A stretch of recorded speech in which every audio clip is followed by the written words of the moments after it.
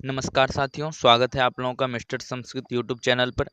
यदि आप लोग इस चैनल पे नए हैं तो चैनल को सब्सक्राइब कर लें ताकि चैनल पे जो नई वीडियो आए एनसीईआरटी की, हिस्ट्री की, चाहे ज्योग्राफी की, उसका नोटिफिकेशन आप लोगों को मिलता रहे।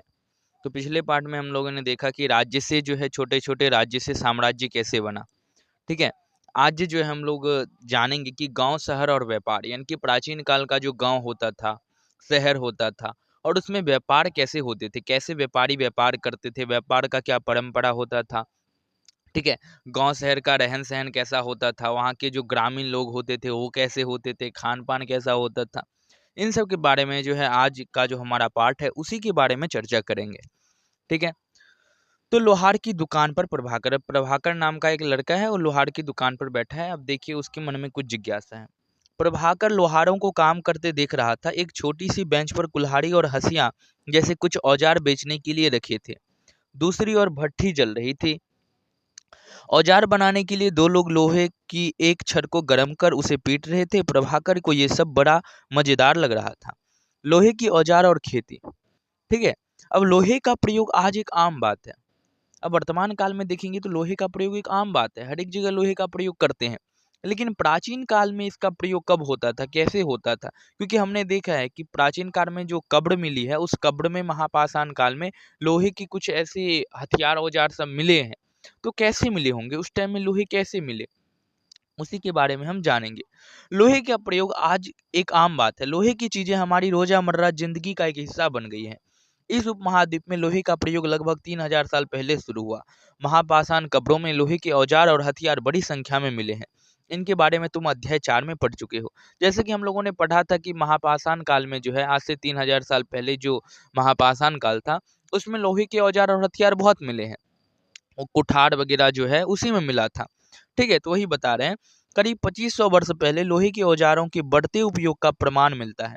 इनमें जंगलों को साफ करने के लिए कुल्हाड़ियां और जुताई के लिए हलों के फाल शामिल है। अध्याय 5 में तुमने पढ़ा था कि लोहे के फाल के इस्तेमाल से कृषि उत्पादन बढ़ गया था। अब जैसे कि देखे थे, उसमें क्या हुआ था कि जब लोग लकड़ी के फाल से कर रहे थे पहले खेती, लेकिन जब लोहे का फाल आया तो खेती जो है उसमें बढ़ोतरी हो गई और अनाज जो है, फसल जो है और ज्यादा उपजने लगा। ठीक है। तो वो हमने पहले पढ़ चुका है इसके बारे में, फिर भी इसमें कुछ दिया है, इसको देखते हैं। कृषि उत्पादन बढ़ाने के लिए उठाए गए अन्य कदम, सिंचाई। अब देखिए सिंचाई जो है, सिंचाई का क्या कदम उठाए थे उस टाइम में कृषि उत्पादन के लिए। एक तो ये हो गया था कि जो लकड़ी का वहाँ पे हल का जो प्रयोग होता था, उसके स्थान पे अब लोहे का हल का प्रयोग होने लगा था। अब सिंचाई के लिए क्या वहाँ पे उठाए गए थे कदम, वो देखते हैं। समृद्ध गांवों के बिना राजाओं तथा उनके राज्यों का बने रहना मुश्किल था। जिस तरह कृषि के विकास में नए औजार तथा रोपाई महत्वपूर्ण कदम थे, उसी तरह सिंचाई भी काफी उपयोगी साबित हुई। इस समय सिंचाई के लिए नहरें, कुएं, तालाब तथा कृत्रिम जलाशय बनाए गए हैं। और देखिए वर्तमान में जो अनेक अनेक प्रकार के सिंचाई के यंत्र आ गए हैं। बहुत प्रकार के बोर्डिंग वगैरह सब, बहुत प्रकार, अनेक प्रकार के सिंचाई के यंत्र हैं। लेकिन प्राचीन काल में क्या था, वही बता रहे हैं। इस चार्ट में तुमने सिंचाई से आए परिवर्तन दिखाए गए हैं। खाली स्थानों से सही वाक्य भरें। लोगों द्वारा परिश्रम किया गया, किसानों को लाभ मिला क्योंकि अब उत्पादन की अनिश्चितता घटी। कर अदा करने के लिए किसानों को उत्पादन बढ़ाना था। राजाओं ने सिंचाई की योजना बनाई और धन खर्च किया। ठीक है। राजा को सेना, महल और किले बनवाने के लिए धन चाहिए। तो धन चाहिए तो क्या करेगा, कर अदा करने के लिए किसानों को उत्पादन बढ़ाना पड़ा। ठीक है। वे किसानों से कर लेते थे। यह सिंचाई से ही संभव था, यह सिंचाई से ही संभव था। तो सिंचाई से संभव था तो इसमें कौन सा आएगा, राजाओं ने सिंचाइयों की योजना बनाई और धन खर्च किए। ठीक है। उसके बाद लोगों द्वारा परिश्रम किया गया, किसानों को लाभ मिला क्योंकि अब उत्पादन की अनिश्चितता घटी। कृषि उत्पादन बढ़ा और राजस्व भी बढ़ा। ठीक है। एक लास्ट पॉइंट आएगा, राजाओं ने सिंचाई की योजना बनाई और धन खर्च किया। ठीक है। इस प्रकार से इसमें देख लेते हैं। तो गांव में कौन रहते थे, गांव जो था प्राचीन काल में, उस गांव में रहते कौन थे, ये प्रसंग यहाँ पे आता है। इस उपमहाद्वीप के दक्षिण तथा उत्तरी हिस्सों के अधिकांश गांवों में कम से कम 3 तरह के लोग रहते थे। तमिल क्षेत्र में बड़े भूस्वामी को वेल्लल्ला, साधारण हलवारों को उनवार और भूमिहीन मजदूर को दास या कड़ईसियार और अदमई कहलाते थे। यानी कि जो भूमि भूस्वामी होता था उसको वेल्लल्ला कहा जाता था। जो हलवारे होते थे यानी कि जो मध्य में होते थे, उसको उनवार कहा जाता था। और जो भूमिहीन मजदूर होते थे उसको दास, कड़ेसियार या फिर अदमई कहते थे। ठीक है, पूछ देगा प्रश्न में, अधिमई किसे कहते हैं, भूस्वामी को, हलवार को, या फिर भूमिहीन मजदूर को। तो अधिमई भूमिहीन मजदूर को कहते हैं। वेल्लाला किसे कहते हैं, भूस्वामी को वेल्लाला कहते हैं। ठीक है। देश के उत्तरी हिस्से में गांव का प्रधान व्यक्ति ग्राम भोजक कहलाता था। अभी देखिए दक्षिण भारत का तो आपको पता चल गया, लेकिन उत्तरी जो उत्तर भारत है उस क्षेत्र में क्या कहते थे। देश के उत्तरी हिस्से में गांव का प्रधान व्यक्ति ग्राम भोजक कहलाता था। अक्सर एक ही परिवार के लोग इस पद पर कई पीढ़ियों तक बने रहते थे, यानी कि यह पद आनुवांशिक था। ग्राम भोजक के पद पर आमतौर पर गांव का सबसे बड़ा भूस्वामी होता था। साधारणतया इनकी जमीन पर इनके दास और मजदूर काम करते थे। इसके अतिरिक्त प्रभावशाली होने के कारण प्रायः राजा भी कर वसूलने का काम इन्हें ही सौंप देते थे। ये न्यायाधीश का और कभी कभी पुलिस का भी काम करते थे। अब देखिए गांव का जो भूस्वामी होता था ना, उसके पास पावर आ जाता था। अब राजा जो है इसे दे देता था कि भाई तुम ही इस गांव का कर वसूल लो, तुम ही पुलिस बन जाओ, तुम ही न्यायाधीश बन जाओ। ये इस प्रकार से भूस्वामी जो होता था उसको राजा इस प्रकार से कुछ पद दे देते थे। ग्राम भोजकों के अलावा अन्य स्वतंत्र कृषक भी होते थे जिन्हें गृहपति कहते थे। ठीक है। इनमें ज्यादातर छोटे किसान ही होते थे। इसके अतिरिक्त कुछ ऐसे स्त्री पुरुष थे जिनके पास अपनी जमीन नहीं होती थी। इनमें दास कर्मकार आते थे जिन्हें दूसरों की जमीन पर काम करके अपनी जीविका चलानी पड़ती थी। अधिकांश गांवों में लोहार, कुम्हार, बढ़ई तथा बुनकर जैसे कुछ शिल्पकार भी होते थे। प्राचीनतम तमिल रचनाएं। तमिल की प्राचीनतम रचनाओं को संगम साहित्य कहते हैं। इनकी रचना करीब 2300 साल पहले की गई। इनमें संगम इसलिए कहा जाता है क्योंकि मदुरै के कवियों के सम्मेलन में इनका संकलन किया जाता था। गांव में रहने वालों के जिन तमिल नामों को उल्लेख यहाँ किया गया है वे संगम साहित्य में पाए जाते हैं। ठीक है। अब देखिए सिक्के की बात कर रही है तो एक बार आप पहले आहत सिक्के के बारे में पढ़े होंगे। ठीक है, पिछले पार्ट में हमने देखा था, उससे पिछली पार्ट में आहत सिक्के के बारे में। तो आहत सिक्के के बारे में थोड़ा पढ़ लेते हैं, फिर सिक्के के बारे में पढ़ेंगे। आहत सिक्के सामान्यतः आयताकार और कभी कभी वर्गाकार या गोल होते थे। ये या तो धातु के चादर को काटकर या धातु के चपटे गोलिकाओं से बनाए जाते थे। इन सिक्कों पर कुछ लिखा हुआ नहीं था, बल्कि इन पर कुछ चिन्ह ठप्पे से बनाए जाते थे, इसलिए ये आहत सिक्के कहलाए। ये सिक्के उपमहाद्वीप के लगभग अधिकांश हिस्सों में पाए जाते हैं और ईसा की आरंभिक सदियों तक ये प्रचलन में रहे। अब देखिए सिक्के की बात जब हुई तो इसमें दे रहे हैं कि पुरातत्वविदों को इस युग के हजारों सिक्के मिले हैं। सबसे पुराने आहत सिक्के थे जो करीब 500 साल चले। इसका चित्र नीचे दिया गया है। चांदी या तांबे के सिक्कों पर विभिन्न आकृतियों को आहत कर बनाए जाने के कारण इन्हें आहत सिक्का कहा जाता था। आहत मतलब वही है, थप्पा देकर यानी कि चोट देकर उसको पीट कर जो बनाया जाता था, उसमें कुछ आकार देकर जो बनाया जाता, चाहे वो आयताकार हो या फिर गोल हो। इस प्रकार का जो सिक्का होता था प्राचीन काल में उसे आहत सिक्के कहते थे। ठीक है। अब विनिमय का अन्य साधन। विनिमय विनिमय जो होता था ना, उसका क्या साधन था। संगम साहित्य की इस छोटी सी कविता को पढ़ो। खेतों के सफेद धान गाड़ियां पर लादे जा रहे हैं। नमक के लिए लंबे लंबे रास्ते, चांदनी सी सफेद रेत पर परिवार को समेटे, कहीं पीछे छूट न जाए। शहरों से नमक के सौदागरों के यूं चले जाने से सिर्फ सन्नाटा रह जाता है। समुद्र के किनारे नमक का बहुत ज्यादा उत्पादन होता था। अब देखिए समुद्र के किनारे जो नमक का उत्पादन होता था उसी के बारे में यहाँ पे जो है एक संगम साहित्य का कविता जो है यहाँ पे मिलता है। ठीक है। अब देखिए अनेक गतिविधियों का केंद्र। अब अनेक गतिविधियां जब होने लगा, उपमहाद्वीप है तो अनेक गतिविधियां होने लगी, शहर बना, गांव बना, व्यापारी होने लगा, तो अनेक प्रकार की अब गतिविधियां भी वहां पे शुरू हो गई। अक्सर नई नगर कई कारणों से महत्वपूर्ण हो जाते थे। उदाहरण के लिए मथुरा।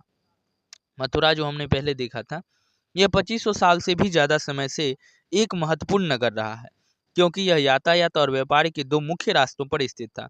इनमें से एक रास्ता उत्तर पश्चिम से पूरब की ओर, दूसरा उत्तर से दक्षिण की ओर जाने वाला था। शहर के चारों ओर किलेबंदी थी। इनमें इसमें अनेक मंदिर थे। आसपास के किसान तथा पशुपालक शहर में रहने वालों के लिए भोजन जुटाते थे। मथुरा बेहतरीन मूर्तियों बनाने का केंद्र था। लगभग 2000 साल पहले मथुरा कुषाणों की दूसरी राजधानी बनी। इसके बारे में तुम आगे ही पढ़ोगे। मथुरा एक धार्मिक केंद्र भी रहा है। यहाँ बौद्ध विहार और जैन मंदिर है। यह कृष्ण भक्ति का एक महत्वपूर्ण केंद्र था। ठीक है। मथुरा में प्रस्तर खंडों तथा मूर्तियां पर अनेक अभिलेख मिले हैं। आमतौर पर ये संक्षिप्त अभिलेख हैं जो स्त्रियों तथा पुरुषों द्वारा मठों या मंदिरों को दिए जाने वाले दान का उल्लेख करते हैं। प्रायः शहर के राजा रानी, अधिकारी, व्यापारी तथा शिल्पकार इस प्रकार के दान करते थे। उदाहरण के लिए मथुरा के अभिलेख में सुनारों, लोहारों, बुनकरों, टोकरी बुनने वालों, माला बनाने वालों और इत्र बनाने वालों के उल्लेख मिलते हैं। ठीक है। शिल्प तथा शिल्पकार। अब देखिए शिल्प उस टाइम में कला कैसा होता था और कलाकार कैसा होता था। शिल्प मतलब वही है कला। पूरा स्थल से शिल्पों के नमूने मिले हैं। इनमें मिट्टी के बहुत ही पतले और सुंदर बर्तन मिले हैं, जिन्हें उत्तरी काली चमकीले पात्र कहा जाता है, क्योंकि ये ज्यादातर उपमहाद्वीप के उत्तरी भाग में मिले हैं। ध्यान रहे कि अन्य दूसरे शिल्पों के अवशेष नहीं बचे होंगे। जैसे कि विभिन्न ग्रंथों से हमें पता चलता है कि कपड़ों का उत्पादन बहुत महत्वपूर्ण था। उत्तर में वाराणसी और दक्षिण में मदुरै इसके प्रसिद्ध केंद्र थे। यहाँ स्त्री पुरुष दोनों काम करते थे। अब देखिए कपड़ा का जो केंद्र था वो उत्तर में जो है वाराणसी हो गया और दक्षिण में जो है मदुरै। ये कपड़ा का एक महत्वपूर्ण केंद्र था, यानी कि यहाँ से जो है कपड़े बनते थे और बहुत बढ़िया बढ़िया डिजाइन के कपड़े बनते थे। तो एक बहुत बढ़िया केंद्र था कपड़े का। अनेक शिल्पकार तथा व्यापारी अपने अपने संघ बनाने लगे थे, जिन्हें श्रेणी कहते थे। शिल्पकारों को श्रेणियों का काम प्रशिक्षण देना, कच्चा माल उपलब्ध कराना तथा तैयार माल का वितरण करना था, जबकि व्यापारियों की श्रेणियां व्यापार का संचालन करती थी। श्रेणियों बैंकों के रूप में काम करती थी, जहां लोग पैसे जमा रखते थे। इस धन का निवेश लाभ के लिए किया जाता था। उससे मिले लाभ का कुछ हिस्सा जमा करने वाले को लौटा दिया जाता था या फिर मठ आदि धार्मिक संस्थानों को दिया जाता था। अब देखिए वहाँ जो व्यापारी सब शिल्पकार सब जो होते थे वो श्रेणी बना लेते थे, समूह बना लेते थे और उसके बाद जो है कच्चा माल लाते थे और उसको जो है वस्त्र या फिर अनेक प्रकार के पदार्थों में वस्त्रों में बदलकर उसको बेचते थे। और अधिक पैसा होने के बाद वो मठों मंदिरों इत्यादि में भी दान में देते थे, धार्मिक संस्थानों को दिया जाता था या फिर लाभ होने के बाद कुछ हिस्सा अन्य लोगों में भी बांट दिया जाता था। ठीक है। अब देखिए यहाँ पे एक प्रसंग आया है कि उत्तरी काली चमकीले पात्र। अब देखिए उत्तरी काली चमकीले पात्र के बारे में जो हम लोगों ने पढ़ा है उसके बारे में ये बता रहे हैं। ये कटोरा चाक निर्मित धातु की तरह दिखने वाला तथा चमकदार काली सतह वाले पात्र हैं। इसे बनाने के लिए कुम्हार मिट्टी के बर्तनों को भट्टों पर उच्च तापमान पर रखते थे, जिसकी परिणाम स्वरूप इन बर्तनों की बाहरी सतह काली हो जाती थी। इन पर एक पतली काली लेप भी लगाई जाती थी, जो इस बर्तन को शीशे जैसी चमक प्रदान करता था। ठीक है। अब देखिए सूत काटने और बुनने का नियम क्या होता था। अर्थशास्त्र में जो है इसका कुछ यहाँ पे नियम दिया है कि सूत को कैसे काटा जाता था और उसको फिर काटने के बाद जो है उसको कैसे बुना जाता था, यानी कि सूत से वस्त्र में कैसे कन्वर्ट किया जाता था, उसके बारे में यहाँ पे कुछ विशेष प्रावधान दिए हैं। ये नियम अर्थशास्त्र के हैं। अध्याय 7 में अर्थशास्त्र का उल्लेख किया गया है। इसमें वर्णन किया गया है कि किस प्रकार एक विशेष पदाधिकारी की देखरेख में कारखानों में सूत की कताई और बुनाई की जाती थी। उन पेड़ों की छाल, कपास, पटुआ तथा सन को तैयार करने के काम में विधवाओं, सक्षम अक्षम महिलाओं, भिखुनियों, वृद्धावेश्याओं, राजा की अवकाश प्राप्त दासियों, सेविकाओं और अवकाश प्राप्त देवदासियों को लगाया जा सकता है। इन्हें इनके काम की और गुणवत्ता के अनुसार पारिश्रमिक देना चाहिए। जिन महिलाओं को बाहर निकलने की अनुमति नहीं है, वे अपने दासियों को भेजकर कच्चे माल को मंगवा सकती है और फिर तैयार माल उन्हें भिजवा सकती है। वे औरतें जो कारखाने तक जा सकती है, उन्हें अपना माल कारखाने तक तरके ले जाने पड़ता था, जहां उन्हें पारिश्रमिक मिलता था। इस समय माल को अच्छी तरह जांचने के लिए रोशनी रहती है। अगर निरीक्षक उस औरत की तरफ देखता है या इधर उधर की बातें करता है तो उसे सजा मिलनी चाहिए। अगर औरत ने अपना काम पूरा नहीं किया तो उसे जुर्माना देना होगा। इसके लिए उसका अंगूठा भी काटा जा सकता है। देखिए यहाँ पे कितना बड़ा कठोर नियम था कि यदि कोई पुरुष उसको देखता है स्त्री को तो उसे दंड मिल सकती है, सजा भी मिल सकती है। और यदि स्त्री काम नहीं करती है तो उसको जुर्माना भी देना पड़ सकता है या फिर उसका अंगूठा भी काटा जा सकता है। इस प्रकार से उस टाइम में जो सूत काटने और बुनने की जो कटाई बुनाई की जो प्रक्रिया थी इस प्रकार से थी। ठीक है। अब सूक्ष्म निरीक्षण जो है अरिकामेडु का कर लीजिए। अरिकामेडु दक्षिण भारत में पड़ता है। ठीक है। इसका एक बार सूक्ष्म निरीक्षण कर लीजिए। अरिकामेडु पुदुचेरी में पड़ता है, पुदुचेरी में। ठीक है। ढूंढो लगभग 2200 से 1900 साल पहले अरिकामेडु का एक पतन था। यहाँ दूर दूर से आए जहाजों से सामान उतारे जाते थे। यहाँ ईंटों से बना एक ढांचा मिला है जो संभवतः गोदाम रहा हो। यहाँ भूमध्य सागरीय क्षेत्र के एम्फोरा जैसे पात्र मिले हैं। इनमें शराब या तेल जैसे तरल पदार्थ रखे जा सकते थे। इनमें दोनों तरफ से पकड़ने के लिए हत्थे लगे हैं। साथ ही यहाँ एरेटाइन जैसे ठीक है। एरेटाइन जैसे मुहर लगे लाल चमकदार बर्तन भी मिले हैं। इन्हें इटली के एक शहर के नाम पर एरेटाइन पात्र के नाम से जाना जाता है। इस मुहर लगे सांचे पर गीली चिकनी मिट्टी को दबाकर बनाया जाता था। अब देखिए एम्फोरा का जो पात्र है वो कहाँ मिला है, तो अरिकामेडू में मिला है। ये प्रश्न आता है बहुत सारे प्रतियोगी परीक्षाओं में, ये प्रश्न पूछ देता है कि एम्फोरा का पात्र कहाँ पे मिला है, तो अरिकामेडू में मिला है। अरिकामेडू का समय क्या है, तो 2200 से 1900 साल तक। ठीक है। एरेटाइन नाम का पात्र कहाँ पे मिला है, तो अरिकामेडू में मिला है। ठीक है। कुछ ऐसे बर्तन भी मिले हैं जिनका डिजाइन तो रोम का था, किंतु वे यहाँ यही बनाए जाते थे। यहाँ रोमन लैंप, शीशे के बर्तन तथा रत्न भी मिले हैं। साथ ही छोटे छोटे कुंड मिले हैं जो संभवतः कपड़े की रंगाई के पात्र रहे होंगे। यहाँ पर शीशे और अर्ध बहुमूल्य पत्थरों से मनके बनाने के पर्याप्त साक्ष्य मिले हैं। रोम के साथ संबंध दर्शाने वाले साक्ष्य की सूची बनाओ। अब रोम के साथ जो भारत का संबंध है उसके बारे में जो है आपको सूची बनाने के लिए यहाँ पे कह रहा है। ठीक है। एक यूनानी नाविक द्वारा दिया गया विवरण, बेरीगाजा। भरूच की यूनानी नाम की कहानी है, भरूच की कहानी है बेरीगाजा का। बेरीगाजा की संकरी खाड़ी में समुद्र से आने वालों के लिए नाव चला पाना बहुत मुश्किल होता है। राजा के द्वारा नियुक्त कुशल और अनुभवी स्थानीय मछुआरे ही यहाँ जहाज ला सकते थे। बेरीगाजा में शराब, तांबा, टीन, सीसा, मूंगा, पुखराज, कपड़े, सोने और चांदी के सिक्कों का आयात होता था। हिमालय की जड़ी बूटियां, हाथी दांत, गौमेद, कार्नियल, सूती कपड़ा, रेशम तथा इत्र यहाँ से निर्यात किए जाते थे। ठीक है। राजा के लिए व्यापारी विशेष उपहार लाते थे। इनमें चांदी के बर्तन, गायक किशोर, सुंदर औरतें, अच्छी शराब तथा उत्कृष्ट महीन कपड़े शामिल किए जाते थे। देखिए उस टाइम में क्या था ना कि यहाँ से कुछ निर्यात होता था और कुछ आयात होता। तो आयात निर्यात का जो प्रक्रिया था ये बेरीगाजा में उन्हीं नाविकों को मिलता था जिसे विशिष्ट रूप से प्रशिक्षण दिया गया। हर एक नाविक नहीं उसमें अपने नाव को ले जा सकता था।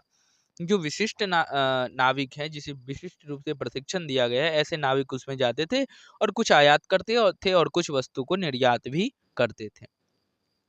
व्यापार और व्यापारी, तुमने उत्तरी काले पॉलिश वाले बर्तनों के बारे में पढ़ा है। ये खूबसूरत बर्तन खास तौर से इनकी कटोरियों तथा थालियों इस उपमहाद्वीप के अनेक पुरास्थलों से मिले हैं। सवाल उठता है कि इन जगहों पर ये बर्तन कैसे पहुंचे होंगे। ऐसा अनुमान लगाया जाता है कि यहाँ ये बनते थे, वहां से व्यापारी इन्हें ले जाकर अलग अलग जगहों पर बेचते थे। दक्षिण भारत सोना, मामले, मसाले, खास तौर पर काली मिर्च तथा कीमती पत्थरों के लिए प्रसिद्ध था। देखिए दक्षिण भारत जो था वो मूल रूप से सोना, ठीक है, कीमती पत्थर और मसाले के लिए बहुत ही प्रसिद्ध था और आज भी प्रसिद्ध है। प्राचीन काल से लेकर आज भी ये कर्नाटक जो है सोने के लिए बहुत प्रसिद्ध है। दक्षिण भारत में आप देखेंगे तो अधिकांश महिला पुरुष जो भी है सोना जो है बहुत धारण करती है। तो दक्षिण भारत प्राचीन काल से सोने के लिए प्रसिद्ध है और मसाला जो है यहाँ का तो प्रसिद्ध है ही। ठीक है। खास तौर पर काली मिर्च तथा कीमती पत्थरों के लिए प्रसिद्ध था और काली मिर्च जो है यहाँ का बहुत प्रसिद्ध है। काली मिर्च, इलायची हो गया, ये सब यहाँ जो है जो खड़े मसाले होते हैं वो यहाँ के बहुत प्रसिद्ध हैं। केरला राज्य में जो है बहुत बढ़िया बढ़िया मसाला मिलता है। काली मिर्च हो गया, इलायची हो गया। तो वहाँ की जो पहाड़ियों होती हैं उस पहाड़ियों पर ये खड़े मसाले उगते थे। रोमन साम्राज्य में इतनी मांग थी कि इसे काले सोने के नाम से बुलाते थे। अब देखिए जो काला मिर्च होता है उसे रोमन साम्राज्य में काला सोना के नाम से बुलाया जाता था। व्यापारी इन सामानों को समुद्री जहाजों और सड़कों के रास्ते रोम पहुंचाते थे। दक्षिण भारत में ऐसे अनेक रोमन सोने के सिक्के मिले हैं। इससे यह अंदाजा लगाया जाता है कि उन दिनों रोम के साथ बहुत अच्छा व्यापार चल रहा था। अब देखिए यहाँ जो है रोम के जो है कुछ सिक्के जो है दक्षिण भारत में मिले हैं, कुछ नहीं बहुत ज्यादा मिले हैं। तो इससे यह अंदाजा लगाया जा सकता है कि रोम साम्राज्य के साथ हमारा जो भारत साम्राज्य है, भारत का जो हमारा देश है, इसका बहुत अच्छा संबंध कहीं ना कहीं रहा होगा। इसलिए जो है यहाँ से वो लोग मसाला हो गया, सोना हो गया, बहुमूल्य पत्थर हो गया लेके जाते थे और उसके बदले जो पैसा होता था वो हम लोग को देते थे। तो रोम का जो सिक्का है आज भी बहुत मिलता है दक्षिण भारत में। व्यापार से जुड़ी एक कविता। अब देखिए व्यापार से जुड़ी एक कविता मिला है, बहुत बढ़िया कविता है। व्यापार के प्रमाण हमें संगम कविताओं में भी मिलते हैं। ठीक है। नीचे लिखी कविता में पूर्वी समुद्र तट पर स्थित पतन पर लाए जाने वाले माल का वर्णन मिलता है। समुद्री जहाजों पर लाए गए तेज तरार घोड़े, गाड़ियों पर काली मिर्च की गठरियां, हिमालय से मिले रत्न और सोना, दक्षिण की पहाड़ियों से चंदन की लकड़ियां, दक्षिण सागर के मोती और पूर्वी सागर के मूंगे, गंगा और कावेरी की फसलें, श्रीलंका से आए खाद्यान्न, म्यांमार के बने मिट्टी के बर्तन और दुर्लभ कीमती आयात। देखिए इस प्रकार का जो सामान सब होता था हमारे भारत देश से यानी कि हमारे इस उपमहाद्वीप से आयात होता था। ठीक है, तो ये एक सामान्य कविता है जो कि संगम साहित्य में मिलता है। व्यापारियों ने कई समुद्री रास्ते खोज निकाले। इनमें से कुछ समुद्र किनारे चलते थे, कुछ अरब सागर और बंगाल की खाड़ी पार करते थे। नाविक मानसूनी हवा का फायदा उठाकर अपनी यात्रा जल्दी पूरी कर लेते थे। वे अफ्रीका या अरब के पूर्वी तट से इस उपमहाद्वीप के पश्चिमी तट पर पहुंचना चाहते थे, तो दक्षिण पश्चिमी मानसून के साथ चलना पसंद करते थे।